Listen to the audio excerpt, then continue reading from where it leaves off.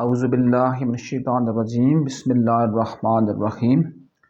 اللہم صلی علی سیدنا محمد وعلی آل سیدنا محمد کما صلیت علی ابراہیم وعلی آل ابراہیم انک حمید مجید۔ اللہم بارک علی سیدنا محمد وعلی آل سیدنا محمد کما بارکت علی سیدنا ابراہیم وعلی آل سیدنا ابراہیم انک حمید مجید۔ رب تعالیٰ باری کون و مکان، فخر جن و انس، اس کائنات کے مربی، اس کائنات کے مالک، یا میں دو لفظ استعمال کیے، مربی بھی اور فخر بھی۔ تو یہ میں نے استعمال کرنے کی صرف وجہ یہ تھی، اس سے کوئی یہ نہ سوچے کہ مالک کا خالق اور مخلوق کا تعلق کیسے ہے۔ تو وہ بات یہ ہے کہ جب ہم یہ کہتے ہیں، میرے نبی صلی اللہ علیہ وسلم کی صحیح حدیث کا مفہوم ہے کہ 70 ماؤں سے زیادہ جو بندے سے پیار کرنے والی ہستی ہے اس کا نام ہے رب ذوالجلال۔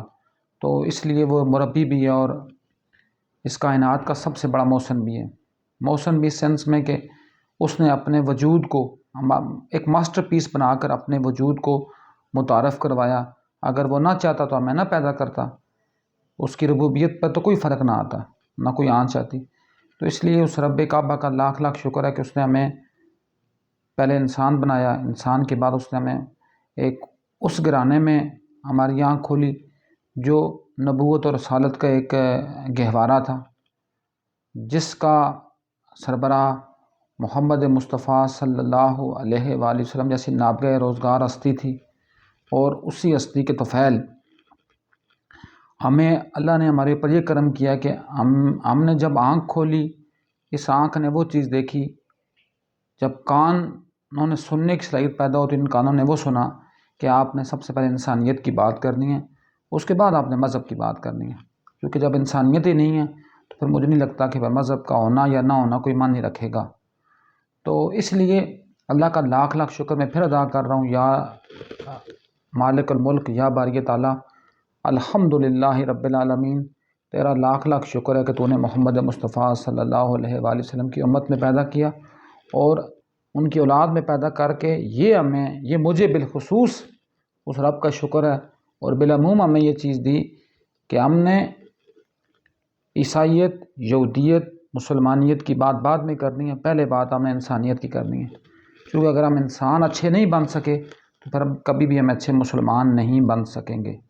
اور دوسرا جو اللہ کا خاص کرم میرے اوپر ہوا وہ یہ ہوا کہ مجھے یہ پتہ چلا جب سے کہ عبادات کی اہمیت ثانوی ہے، پہلی اہمیت معاملات کی ہے۔ کیونکہ اگر معاملات ہی نہ ہوئے، اگر آپ کا لوگوں کے ساتھ رہن سہن، لوگوں کے ساتھ اٹھنے بیٹھنے، چلنے پھرنے اور ان کے ساتھ وے آف کمیونیکیشن ہی آپ کا نہ بن سکا، تو دین آئی تھنک کہ اس چیز کی کوئی اہمیت نہیں رہے گی۔ It is not important thing that you have born in this world. کیوں؟ اس لیے کہ آپ کا کوئی مقصد ہی نہیں ہے۔ آپ عبادات تو آپ اپنے لیے کرتے ہیں، معاملات آپ اس وقت کریں گے جب آپ لوگوں کے لیے اچھے، سہل اور آسان ہو جائیں گے۔ اور معاملات میں جو سب سے بڑی چیز ہے، سب سے بڑی چیز جو معاملات میں بھی کامن اور عبادات میں بھی کامن ہے، وہ میرا خیال ہے آپ میں سے کسی کے ذہن میں شاید، میں چلو ایک منٹ ایک سیکنڈ میں خاموش ہو جاتا ہوں تاکہ میرے جو سننے والے ان تک یہ بات پہنچ جائے کہ کیا وہ کون سی عبادت ہے ایک صرف جو معاملات میں بھی آتی ہے اور عبادت میں بھی آتی ہے، اور جو انسان کو اشرف مخلوقات پر لے جاتی ہے، اور جو وہ عبادت ہے جس عبادت پر رب کعبہ سب سے زیادہ جو رب کعبہ ہے نا، وہ یہ کہتا ہے کہ میرا بندہ جب رب کعبہ اپنی مخلوق کی طرف نظر کرم سے دیکھتا ہے تو سب سے زیادہ کس وقت نظر کرم دیکھتا ہے؟ اس وقت دیکھتا ہے۔ میرے منہ سے وہ بات نکل ہی گئی تھی چونکہ اس کو ابھی میں نکالنا چاہ رہا تھا، تو وہ بات تب ہوگی جب بندہ جو ہوگا وہ مالک کا شکر گزار ہوگا۔ سب سے زیادہ اللہ پاک خوش تب ہوتا ہے کہ میرا بندہ کتنا میرا شکر گزار ہے۔ اس لیے کسی نے بڑی اچھی بات کی تھی کہ شکر کرنے کے بہانے ڈھونڈنے نہیں چاہیے، آپ شکر کرنے کے عادی بن جائیں۔ میں تو یہ کہتا ہوں نا کہ کسی بندے نے بڑی زبردست بات کی تھی، بہت ہی کلاس کی بات، میں کہتا ہوں کہ ماسٹر پیس بات جو میں نے آج تک سیکھی، وہ جو کہتا ہے کہ اللہ کی صفت میں رحمت ہی رحمت ہے۔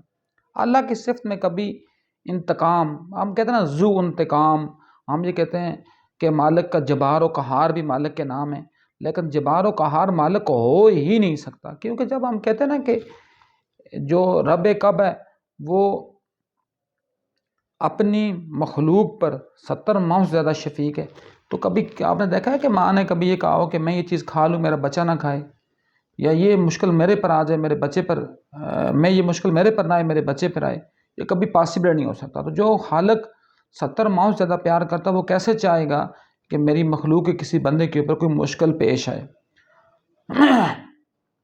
تو یہ بڑی ایک ضرورت تھی اس بات کی کہ میں یہ اپنا پیغام ویڈیو کی شکل میں یہ سیو کروں، اور جب تک یہ انٹرنیٹ اور یہ ایپس چلتی رہیں گی یہ چیز سیو موجود رہے گی، میں رہوں نہ رہوں۔ وہ کسی نے بڑی اچھی بات کی تھی نا کہ میرے مرنے کے بعد اہل دنیا کی محفلوں میں جا کر میری تحریریں اور میری تقریریں لڑیں گی میری خون کا مقدمہ۔ تو آپ مر جاتے ہیں لیکن زندہ آپ کے وہ الفاظ، آپ کے وہ کردار، آپ کے وہ اطوار رہتے ہیں جو آپ اس معاشرے میں رہتے ہوئے کار گزرے ہوتے ہیں۔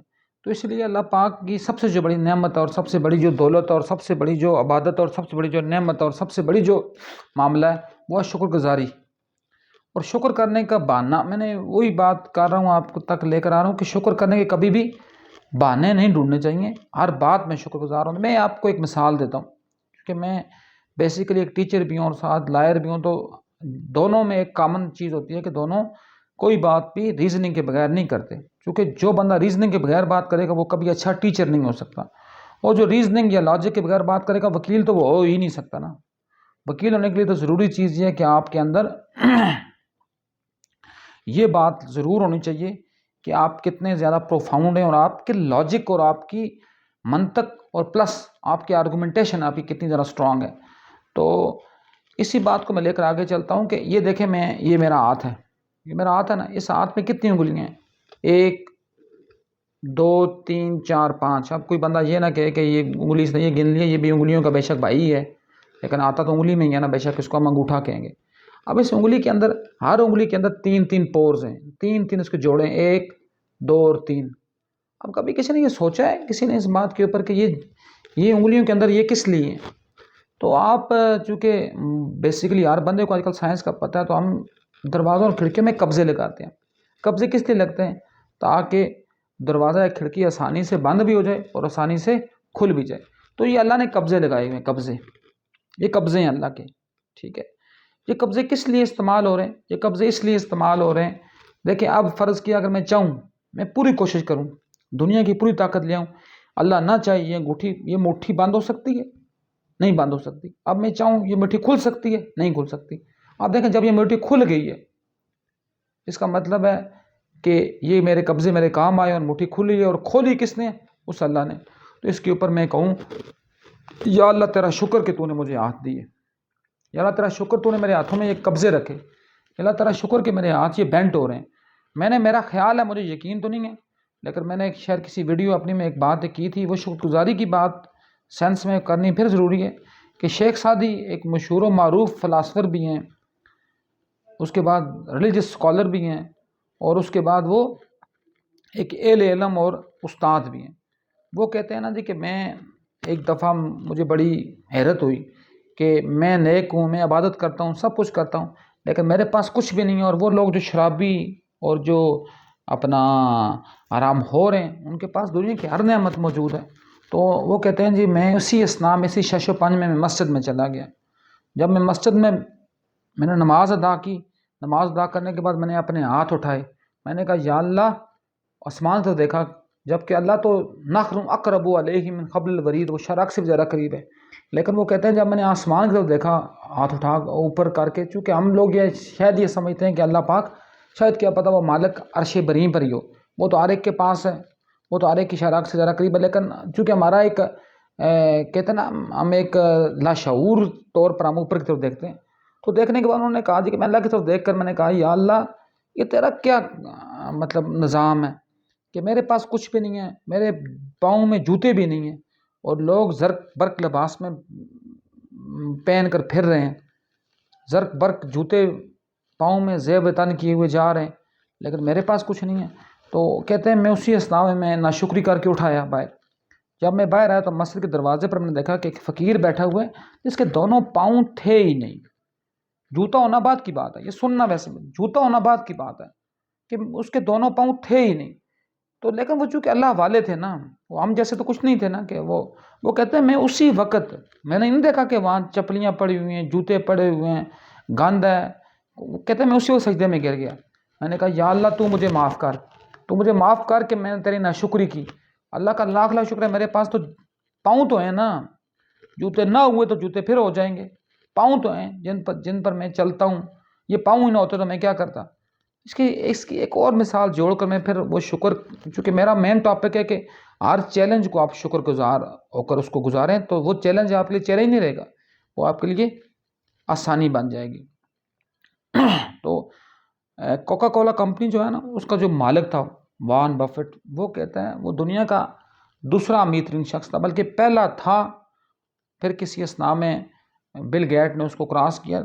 تو وہ کہتا ہے جی کہ میرے پاس اپنا جو میری انسپائریشنل میرے پاس کہتا ہے کہ ایک وجہ بنی کہ میں نے جب اپنا کاروبار شروع کیا، وہ کہتا ہے جی کہ ایک جہاز ران کمپنی تھی، برازیلین تھا آئی تھنک وہ بندہ، وہ جہاز ران کمپنی کا مالک تھا اور اس کے پاس دنیا کی ہر دولت تھی، لیکن کہتا ہے کہ کسی کو نہیں پتا تھا کہ اس کے پاس وہ کون سی اس کے پاس کمی ہے کہ وہ اس کمی کا مداوع نہیں کرتا، وہ ہر وقت جو ہوتا ہے نا وہ مطلب اسی شش و پنج میں رہتا ہے۔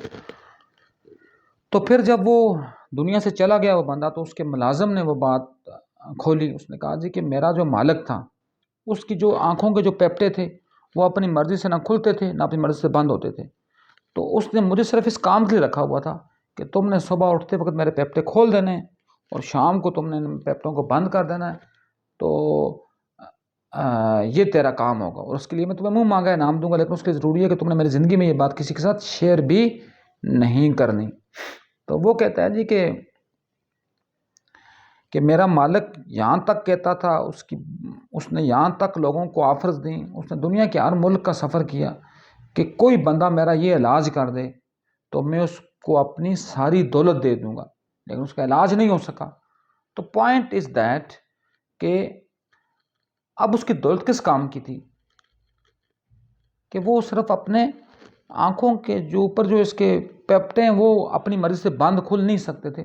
تو ہم وہ بندے ہیں جس کو اللہ نے ہر چیز دی ہوئی ہے، اللہ نے جسم دیا، جان دی، روح دی، والدین دیے، بہن بھائی دیے، سب کچھ دیا، اور سب سے بڑی بات تو یہ ہے کہ جو دل ہے جو آپ کے بائیں طرف ہوتا ہے آپ کے جسم میں، جو جسم میں ایک جس کو کہتے ہیں نا کہ ایک مین رول پلے کرتا ہے، تو اس میں کیپلریز ہوتی ہیں، اس میں آرٹریز ہوتی ہیں، اس میں وینز ہوتی ہیں، کچھ گندا خون لے کر جانے کا کام کرتے ہیں، کچھ تازہ خون لے کر آتی ہیں، کچھ دونوں جب ٹوٹتی ہیں تو جب وینز ٹوٹیں گی تو کیپلریز بنیں گی، اور کیپلریز سے پھر دوبارہ آپ کے پاس وہ وجود میں آئیں گی، آپ کے پاس آپ کی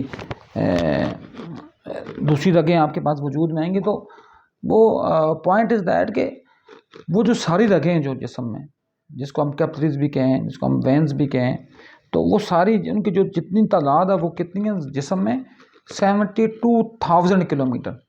آپ شاید سمجھ رہے ہوں کہ میں مذاق کے ساتھ یہ بات کروں، آج کل تو گوگل کا دور ہے، آج کل تو کوئی بندہ بھی جھوٹ جب جتنا بولے گا وہ اتنا جلدی پکڑا جائے گا۔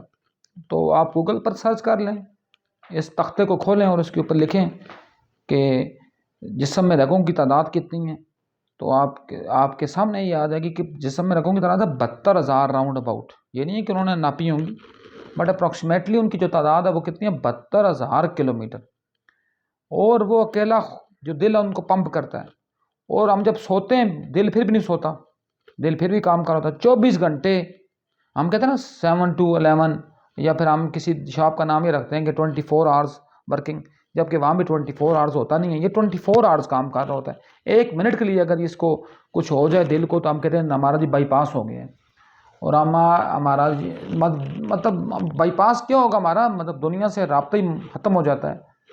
اور لیکن کیا ہے جی، یہ دن رات 24 گھنٹے اور ہر لمحہ یہ پمپنگ کر رہا ہے، یہ خون کو صاف کر رہا ہے، ترسیل کر رہا ہے، لیکن یہ تھکتا نہیں ہے. تو اس کے لیے پھر اسی لیے اللہ پاک نے سورہ الرحمن میں اگر آپ کبھی پڑھا ہو تو پڑھی لازمن ہوگی، لیکن کبھی آپ نے یہ نہیں غور کیا ہوگا کہ وہاں فَبِأَيِّ آلاءِ رَبِّكُمَا تُكَذِّبَانِ کتنی دفعہ آیا ہے. اسی لیے اللہ پاک نے 31 ٹائمز وہاں فَبِأَيِّ آلاءِ رَبِّكُمَا تُكَذِّبَانِ کی آیت کا بار بار تکرار کر کے. ایک ہوتا ہے نا، میں بعض اوقات بچوں کے ساتھ یہ ڈسکس بھی کرتا ہوں کہ ایک ہوتا ہے ہمارے پاس، ہم جب بھی کسی چیز میں پرفیکشن لاتے ہیں، پرفیکشن لانے کے لیے تو اس کے لیے ہمیں 3 کام کرنے پڑتے ہیں. After the approach, method, strategy کے بعد 3 کام ہم کریں گے تب ہم اسکل بنیں گے. اس میں کیا ہوتا ہے؟ ایک ڈرل ہوتی ہے، ایک پریکٹس ہوتا ہے، ایک ایکسرسائز ہوتی ہے. یہ کس لیے ہوتی ہیں؟ تاکہ ہم اس کام میں ماہر ہو جائیں. تو اللہ پاک نے اسی لیے 31 دفعہ ایک آیت، 2 آیتوں کے بعد یہ آیت لائی ہے فَبِأَيِّ آلاءِ رَبِّكُمَا تُكَذِّبَانِ کہ تم اپنے رب کی کس نعمت کو جٹلاؤ گے. تو یہ وہ نعمت ہے، یہ وہ نعمتیں.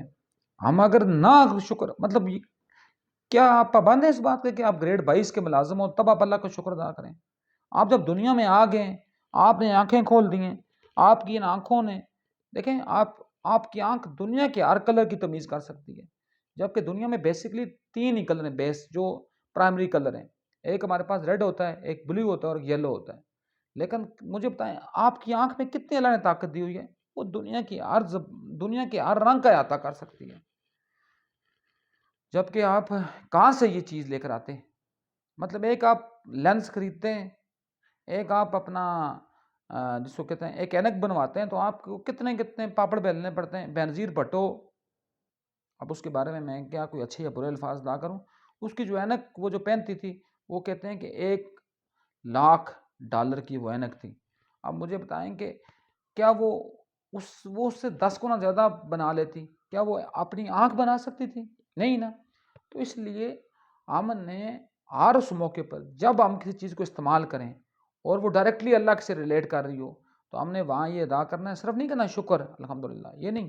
شکر کہنا بھی چلو ایک بڑی بات ہے، شکر یا اللہ تیرا شکر الحمدللہ. لیکن سب سے بڑا شکر ہے اللہ کے نبی نے کہا ہے آپ جب تک یہ ادا نہیں کرتے یہ جملہ، تب تک آپ شکر کی ڈپتھ میں نہیں جاتے. آپ جب تک یہ ادا نہیں کرتے الحمدللہ رب العالمین، یا اللہ تیرا لاکھ شکر جو تو عالمین کا رب ہے، تمام تعریفیں تیرے لیے ہیں، تمام حمدیں تمہارے لیے ہیں، تمام عبادتیں تمہارے لیے ہیں، تمام نعمتیں تمہارے لیے ہیں. تو کوشش کریں.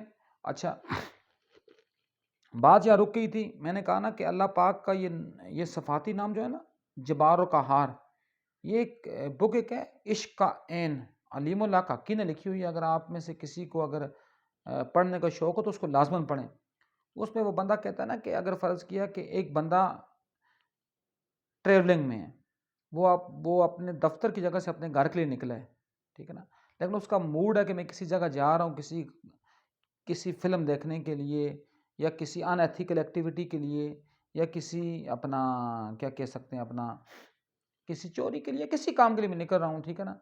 تو لیکن یہ ہوتا ہے جی کہ آفٹر دیٹ وہ نکل بھی جاتا ہے کام پر، وہ نکل بھی جاتا ہے، لیکن راستے کے اندر اس کو کسی کی کال آ جاتی ہے گھر سے کہ تمہارا بیٹا بیمار ہو گیا. وہ اس کام کو منقطع کر رہا ہے، کس کو؟ اس گناہ کے کام کو. وہ بھاگ کر گھر جا رہا ہے. تو اس کا کیا مطلب؟ اللہ نے اس سے انتقام لیا؟ نہیں. اللہ نے اس کو قہر کیا؟ نہیں. اللہ نے اس وقت پہ اس پر رحم ہی کیا، لیکن رحم کی شدت میں اضافہ کر دیا کہ جب وہ نہیں رک رہا تھا تو اللہ پاک نے اسے ایک چھوٹی سی پریشانی میں ڈال کر اس کو اس بڑے گناہ سے روک لیا. اچھا، وہ اپنے گھر میں اپنے بچے کو دیکھ کر اس کو دعائیاں دے کر واپس آ جاتا ہے، پھر وہ اس کام کے لیے نکل جاتا ہے اور خدا نہ خواستہ راستے میں اس کا ایکسیڈنٹ ہوتا ہے، اس کی ٹانگ ٹوٹ جاتی ہے. تو کیا ہوا؟ اللہ نے اس کی ٹانگ توڑ کر اس کو اس بڑے گناہ سے بچا لیا. اس کا مطلب کیا ہے کہ وہاں بھی اللہ نے رحم کیا، وہاں بھی اللہ کا قہر یا جبر اللہ کا نہیں آیا. تو اس لیے اللہ کی صفتوں میں جو مولوی آپ کو یہ کہتے ہیں نا اللہ معاف کرے، اللہ معاف کرے، اس لیے میں نے کل ایک ویڈیو میں نے بنائی تھی اور میں نے ایک آرٹیکل لکھا تھا. میں نے اس میں ایک بات کی تھی، بلکہ ویڈیو تو میں نے مطلب کہہ دیا، ویڈیو تو میں ابھی اس کو کر رہا ہوں، اس کو پروپوگیٹ بھی کر رہا ہوں، اسی کو میں ویڈیو کے انداز میں کہہ رہا تھا کہ میں نے کل ایک آرٹیکل لکھا تھا، اس میں میں نے کہا یہ ابھی ایک مولوی صاحب کے ایک فرزند فوت ہوئے ہیں، صحیح ہے، تو وہ فوت ہوئے ہیں، خودکشی کی ہے، قتل کیا ہے، گھر کا ڈاکہ ہوا ہے، یا پھر خود ساختہ طور پر کہہ دیا گیا کہ وہ ذہنی طور پر اپاہج تھا۔ میں اس کسی بات پہ میں نہیں جاؤں گا، میں صرف اس بات کو لے کر آگے جاؤں گا کہ جو مولوی حضرات ہیں نا، جو آپ لوگوں کو یہ خواب و خیال میں رکھتے ہیں کہ تم نیکی کرو گے تمہیں اللہ جنت دے گا، تم بدی کرو گے اللہ تمہیں جہنم میں ڈالے گا، اللہ کی صفتوں میں جہنم شنم کی بات ہی نہیں ہے۔ یہ جنت اور دوزخ بھی اللہ نے کس لیے بنائی ہے؟ دیکھیں، آپ نے اگر سورہ واقعہ پڑھی ہو، سورہ رحمان کے بعد ہے 56 56 نمبر قرآن کی سورت ترتیب کے لحاظ سے، وہاں اللہ پاک 3 گروہوں کی بات کرتا ہے۔ اللہ کیا کہتا ہے کہ ایک ہوں گے اصحاب المقربین، ٹھیک ہے، جو مقرب ہوں گے اللہ کے، جو پہلوں میں سے بہت زیادہ ہوں گے، آخریوں میں سے کم ہوں گے۔ پھر ہوں گے جنت والے، جن کا کام کیا ہوگا کہ جو پہلوں میں سے بھی زیادہ ہوں گے، بعد والوں میں سے زیادہ ہوں گے۔ اور پھر ہوں گے وہ لوگ جن کو نامہ اعمال بائیں ہاتھ میں دیا جائے گا، اصحاب الشمال۔ تو یہ اللہ نے کیٹیگریاں 3 بنائی۔ 3 کیوں بنائی؟ جو پہلی کیٹیگری ہے نا، میں صرف پہلی کی یہاں بات کروں گا، میں باقی 2 کی یہاں بات نہیں کروں گا۔ کہ 2 کیٹیگریوں میں وہ لوگ آتے ہیں نا کہ جو اللہ کو اللہ ہو کر نہیں مانتے، جو یہ کہتے ہیں کہ میں اللہ کی عبادت کروں گا مجھے جنت ملے گی، اس کا مطلب وہ تاجر ہیں، وہ تجارت کر رہے ہیں۔ جو یہ کہتے ہیں کہ میں اللہ کے احکامات کو پورا نہیں کروں گا تو اللہ مجھے جہنم میں بھیجے گا، اس کا مطلب ہے اللہ کو اللہ سمجھ کر اس کی بات نہیں کر رہے، وہ اللہ کو ایک جس کو کہتے ہیں نا کہ ایک اتھارٹیٹیو پرسنالٹی مان کر یا جان کر یا اس سے ڈر کر گناہوں سے بچتے ہیں۔ جو اللہ کے مقرب ہوتے ہیں نا، ان کو یہ فکر ہی نہیں ہوتی کہ ہم نے جنت میں جانا ہے یا جہنم میں جانا ہے۔ ان کو فکر کیا ہوتی ہے کہ ہم نے اللہ کا دیدار کیسے کرنا ہے، تو وہ ان کو فکر آتی کیسے ہے؟ شکر سے۔ اسی لیے سورہ ابراہیم میں اللہ پاک ڈائریکٹلی فرماتے ہیں، میں بہت دفعہ یہ آیت تلاوت بھی کر چکا ہوں، بہت لوگوں کو بتا بھی چکا ہوں، بعض لوگوں نے سنی بھی ہوگی، بعض لوگوں نے نہیں بھی سنی ہوگی۔ ہمارا کوئی یہ مقصد نہیں ہے کہ ہم کسی تک بات پہنچائیں صرف اس لیے کہ اس کو سننا ہے۔ ہمارا مقصد صرف یہ ہوتا ہے بات دینے کا اور بات کو پروپوگیٹ کرنے کا، کہ ان میں سے کوئی ایک بندہ سیکھ جائے۔ یہ بات مقصد نہیں ہوتا کہ اگر آپ کی کلاس 38 یا 40 اسٹوڈنٹس کی ہے، ان میں سے 38 کے 38 بنیں گے سننے والے، نہ، یہ پاسبل نہیں ہوتا۔ ان میں سے شاید 2-3 بندے ایسے ہوں جو جن کے اوپر آپ کام کر رہے ہوں، جن کے بارے میں آپ سمجھ رہے ہوں کہ انہوں نے کچھ سیکھنا ہے، تو اگر وہ سیکھ گئے تو کام پورا ہو گیا۔ ورنہ تو اگر فرض کیا 39 کے 39 مطلب جس کو کہتے ہیں کہ جی حضوری ٹائپ کی بات ہوئی، کلاس آئی، کلاس ختم ہوئی، بات ختم گئی، تو پھر وہ مقصد تو نہیں رہتا نا، نہ وہ مقصد پورا ہو سکتا ہے اور نہ وہ مقصد کسی جگہ قائم دائم رہ سکتا ہے۔ تو مین پوائنٹ ہمارا یہ ہونا چاہیے، مین ایجنڈا ہمارا یہ ہونا چاہیے کہ ہم جو بات کرنا چاہ رہے ہیں ان میں کوئی ایک بندہ تو اس کے اوپر فلفل کر لے۔ تو یہی آیت جو میں اب تلاوت کروں گا، اس کو اگر کوئی ایک بندہ بھی سیکھ گیا تو میں تو شاید کیا پتہ باد ہی رہوں، لیکن جو سیکھ گیا اس کے صدقے میرا کام بھی پورا ہوتا جائے گا۔ تو وہ بات کیا ہوگی؟ وہ بات یہ ہے، لَإِن شَكَرْتُمْ لَأَزِيدَنَّكُمْ وَلَئِن كَفَرْتُمْ إِنَّ عَذَابِي لَشَدِيدٌ۔ سننا ایک آیت ہے قرآن کی، اس کے 2-3 آگے جملوں میں اس کو سب ڈیوائیڈ کروں گا۔ لَإِن شَكَرْتُمْ لَأَزِيدَنَّكُمْ، اگر شکر کرو گے تو میں تمہیں زیادہ دوں گا۔ لَأَزِيدَنَّكُمْ، اللہ کہہ رہا ہے، میں نہیں کہہ رہا، اللہ کہہ رہا ہے میں تمہیں زیادہ دوں گا۔ جب اللہ کہہ رہا ہے زیادہ دوں گا تو اٹس مین کہ زیادہ ملنا ہی ملنا ہے، یہ پاسبل نہیں ہے کہ نہ ملے آپ کو بہت کچھ ملے گا، لیکن اس کے لیے ضروری کیا ہے کہ آپ شکر کریں گے۔ لیکن آگے بھی اللہ نہیں کہتا کہ نہ شکری کرو کہ میں تمہیں چھوڑ دوں گا، چھوڑنا بھی نہیں ہے۔ پھر وَلَئِن، واو کہتے ہیں ابھی میں، اور جب واو جس طرح ہم کہتے ہیں نا اینڈ انگلش میں، تو واو جب لگاتا ہے تو واو کا مطلب بعض جگہوں پر واو کا مطلب قسم بھی ہے، اور عربی میں اور بعض میں واو جب واو استعمال ہوتا ہے تو واو سے اور کا مراد بھی ہوتی ہے۔ وَلَئِن كَفَرْتُمْ إِنَّ عَذَابِي لَشَدِيدٌ۔ کفرتم کیا ہے جی؟ ناشکری کرنا، کسی چیز کا انکار کرنا، جانتے بوجھتے ہوئے کسی چیز سے انحراف کرنا، وہ کفر ہے، ٹھیک ہے نا۔ اس لیے ہم کسی کو یہ نہیں کہتے تو کافر ہے۔ وہ کون سا کافر ہے؟ کافر کون کافر ہے؟ ہم تو کسی کو یہ کہہ نہیں سکتے کہ تو کافر ہے، کیا پتا وہ شکر گزاری کر کے کہاں سے کہاں پہنچ جائے اور ہم کہاں سے کہاں رہے ہیں۔ اس لیے کبھی کسی کو یہ نہ کہیں کہ تو کافر ہے، تو مشرک ہے۔ جو یہ کہتا ہے وہ تو شاید ہو یا نہ ہو، لیکن جو کہنے والا وہ کنفرم ہو جاتا ہے۔ اس لیے مجھے یہ مسلمان جو آج کل لگے ہوئے اس کاموں میں نا کہ اپنا یہ پانی نہ پئیں، وہ پانی نہ پئیں، یہ میکڈونلڈ نہ کھائیں، وہ KFC نہ کھائیں، یہ لپٹن چھوڑیں، وہ پتنی نہ کریں، یہ لیو بسکٹ چھوڑیں، وہ والے استعمال نہ کریں۔ اور یار اپنے آپ کو طاقتور بنانے کے لیے دشمن سے زیادہ اوپر ہو جاؤ۔ ہاں اگر آپ اتنے باغیرت ہو، آپ سب سے پہلے موبائل فون بند کر دو اپنا، کیونکہ یہ بنانے والے بھی تو یہودی ہی ہیں۔ کوئی ایک آپ مجھے بتائیں، کوئی ایک کمپنی جو آپ کی ہو۔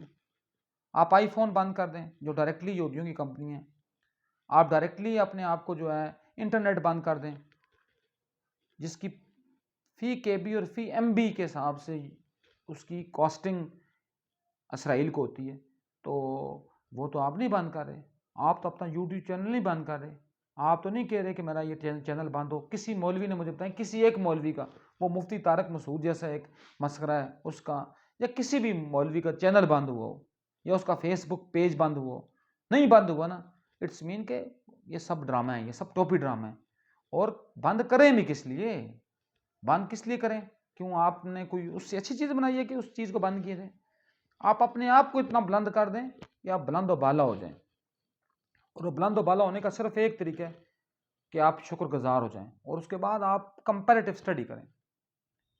لوگ بڑی بڑی باتیں کرتے ہیں جی کہ یہ بات اور وہ بات ہے، میں چونکہ بات سے ادھر ادھر نکل جاؤں گا، میں اس ایشو کے اوپر نہیں جاتا، میں اسی اپنے ٹاپک کے اوپر ہی اپنے آپ کو مقید رکھتا ہوں کہ شکر گزار بنیں۔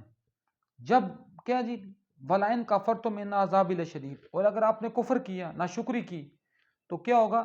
میرا عذاب بہت سخت ہے، میرا عذاب بہت دردناک ہے، میرا عذاب بہت علیم ہے، میرا عذاب بہت المناک ہے۔ تو پھر اس کا مطلب ہے کہ آپ نے ہر حال میں شکر گزاری کرنی ہی کرنی ہے۔ ہاں کب؟ اگر آپ نے کامیاب ہونا ہے، اگر نہیں ہونا تو پھر کچھ بھی نہیں ہے۔ اس لیے کس نے کہا تھا نا کہ there is two main difference between western economics and Muslim economics. اس میں سب سے جو پہلا فرق کیا تھا، میں ایک ہی فرق کی بات کروں گا، باقی میں اس وقت ڈیٹیل سے بات نہیں کروں، جو ہمارے ٹاپک سے ریلیٹ کر رہی ہے کہ ہمیشہ اپنے سے نیچے والے کو دیکھو، نیچے والے کو۔ یہ کہتی ہے کون؟ ہمیں ہماری اسلامی اکنامکس۔ اور جو ویسٹرن اکنامکس کہتی ہے ہمیشہ اپنے سے اوپر والے کو دیکھو، جو ہمیں اسکولوں میں پڑھایا جاتا ہے، کالجوں میں، یونیورسٹیوں میں، کہ اوپر اس بندے کو دیکھو جو اپنی ایک ٹارگٹ سیٹ کر لو۔ وہ ٹارگٹ سیٹ کرو، لیکن ٹارگٹ سیٹ کیا کرو؟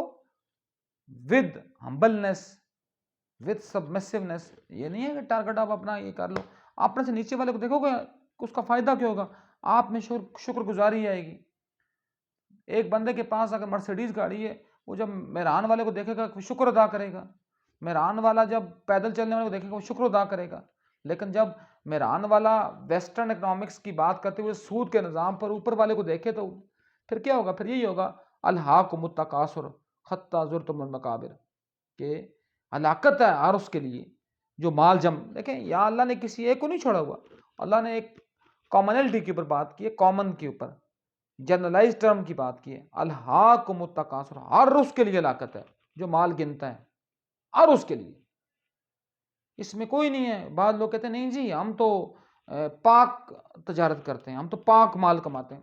تو اگر مال کمانا اتنا ہی ضروری ہوتا تو کیا محمد مال نہ کماتے؟ کیا محمد کے بعد اگر کسی بندے کا میں اگر موسٹ سپریم نام لوں نا، اس کا نام ہے جناب عیسیٰ، جو دنیا کے نمبر کے لحاظ سب سے بڑے مذہب کا بانی ہے۔ تو اس کے لیے عیسیٰ کے بارے میں لوگ کیا کہتے ہیں کہ ان کا جو بچھونا تھا وہ کیا تھا، جس کو ہم کہتے ہیں سرانے کی جگہ رکھتے ہیں، وہ اپنے ہاتھ رکھتے سرانے کی جگہ۔ وہ جب پانی پیتے تھے ان کے پاس کوئی گلاس نہیں ہوتا تھا پانی پینے کے لیے، وہ اپنے یہ نہیں کہتے 2 ہتھیلیوں کے درمیان رکھ کر پیتے تھے۔ اس کے بعد وہ جب چلتے تھے ان کے لیے چلنے کے لیے کوئی بھی نہیں تھا، کوئی گھوڑا، کوئی خچر، کوئی اس طرح کی کوئی جانور، وہ اپنے پاؤں پر چلتے تھے۔ تو وہ زور و تقویٰ میں سب سے اعلیٰ مقام کے اوپر ہیں۔ اور اگر ان کے بعد کوئی بندہ اس چیز کو کلیم کر سکتا ہے تو اس کا نام ہے علی بن ابی طالب۔ تو مولا علی نے کیا کہا؟ جس طرح ہم کہتے ہیں نا کہ گڈ، بیٹر، بیسٹ، اس طرح جس کو کہتے ہیں نا کہ ہم بیڈ، ورس اور ورسٹ، اس طرح عربی میں اگر ہم کہیں نا اعلیٰ، ایک ہوتا ہے اعلیٰ، جس طرح ہم کہتے ہیں عدالت العالیہ، عدالت العظمیٰ، مطلب ٹاپ کی طرف جاتے ہیں، ٹھیک ہے نا، مطلب اعلیٰ، پھر عظمیٰ، اپ ٹو سوان، اس طرح اوپر چلے جائیں۔ تو جب نیچے جائیں گے نا تو جس کو کہتے ہیں ادنا جی تم ادنا بندہ ہے، مطلب ادنا جو کہتے ہیں کم تر، ادنا کی جو سپرلیٹو ڈگری ہے نیچے کی طرف مطلب سب سے کم تر، اس کو کہتے ہیں دنیا، عربی میں دنیا، یہ جو دنیا ہم اس کو کہتے ہیں، ٹھیک ہے نا. تو اس کا مطلب کیا ہے کہ میرے آقا مولا کائنات نے فرمایا، یہ مولا کائنات کے الفاظ ہیں، کوئی میں اپنی طرف سے اس میں ایڈ نہیں کر رہا. مولا نے کہا کہ یہ دنیا تو مجھے اتنی رذیل لگتی ہے، تو اس سے مجھے اتنی نفرت ہے کہ تمہیں میں 3 دفعہ طلاق دے چکا ہوں. تو اگر یہ دنیا اتنی اچھی ہوتی نا تو اس کو مولا جیسا بندہ اس کو کبھی نہ چھوڑتا. اگر یہ دنیا اتنی کوئی شاندار قسم کی ہوتی، اس لیے کہتا ہے نا کہ دنیا کی جو اہمیت ہے وہ مولا خود فرماتے ہیں، وہ کیا ہے میرے لیے، مچھر کے اور مکھی کے پر جتنی ہے، جتنا مچھر اور مکھی کے پر کی ویلیو نا اتنی ویلیو دنیا کی ہے، اور اتنی ویلیو دنیا داروں کی ہے. کیوں ہے، اس کو بھی کیوں کم کیا گیا، یہ بھی میں اپنے موقف سے ہٹ نہیں رہا، یہ اپنے ٹاپک سے، اس لیے تاکہ آپ شکر گزار بن جاؤ. آپ کو دنیا کا کوئی بھی جو بڑا بندہ ہے اس کو، اس لیے کسی نے کہا تھا نا کہ اے دنیا، کسی نے کیا کہا تھا، یہ بھی میرے آقا مولا کائنات نے فرمایا کہ اے دنیا میں تیرے کس چیز کے اوپر میں تیرے اوپر ٹرسٹ کروں. تیرے الحال میں جو ہے نا، الحال میں جو تیرا الحال ہے اس میں حساب ہے. مطلب الحال جب بھی ہم کچھ چیز کھائیں گے اس کا اللہ کے نزدیک جا کر حساب دینا ہوگا یا استعمال کریں گے، اور تیرے ہر حرام میں عذاب ہے. اور پھر میرے مولا نے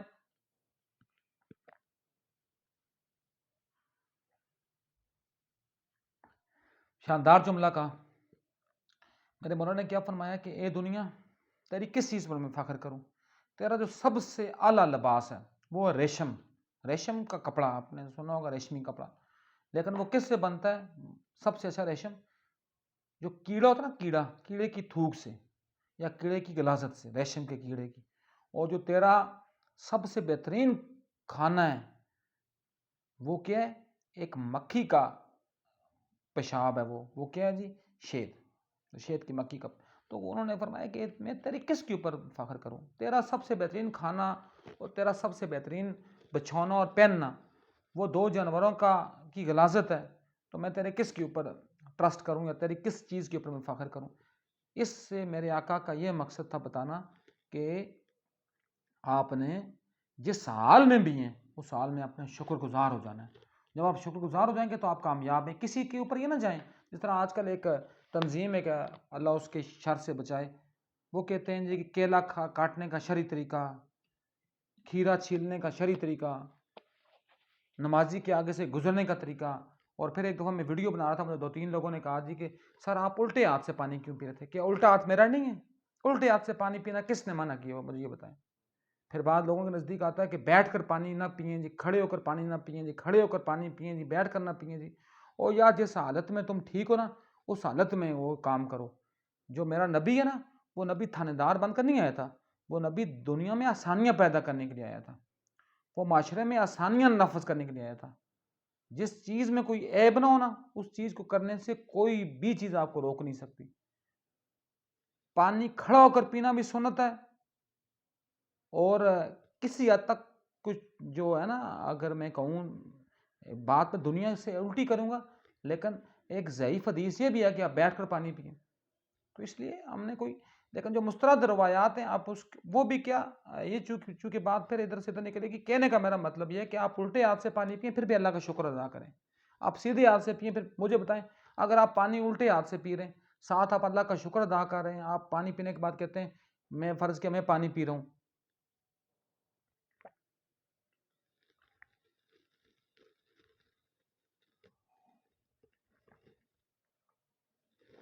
شکر الحمدللہ رب العالمین، میں نے شکر اللہ کا ادا کیا. اس کا مطلب یہ پانی میرے لیے کیا بن جائے گا؟ توانائی بن جائے گی. لیکن میں پھر ایک مثال دیتا ہوں چھوٹی سی. میں نے یہ پانی ڈالا جی، اور میں نے یہ سیدھے ہاتھ سے پانی پیا،